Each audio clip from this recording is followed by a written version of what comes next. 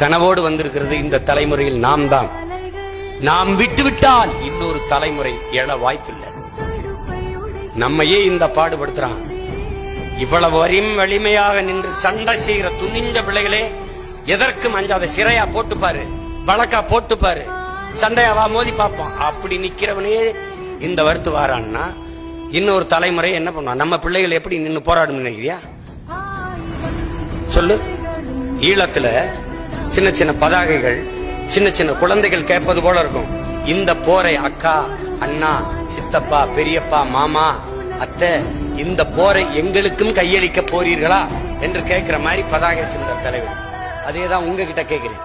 இந்த கொடிய சூழலை, இந்த ஊழலஞ்சம் ஊறி திளைத்த இந்த நிர்வாகத்தை, இந்த கேடுகட்ட நிர்வாகத்தை, தீண்டாமை, சாதிய இழிவு, மது, மத போதை, இந்த நிலத்தின் வளத்தை, மக்களின் நலத்தை கெடுக்கிற இந்த முறையற்ற நிர்வாகத்தை, இந்த கேடுகட்ட பணநாயகத்தை, இந்த இழிவான அரசியலை, வாழவே முடியாத சூழலில் இருக்கிற இந்த பூமியில் உங்கள் பிள்ளைகளை அப்படியே விட்டு போகிறீர்களா?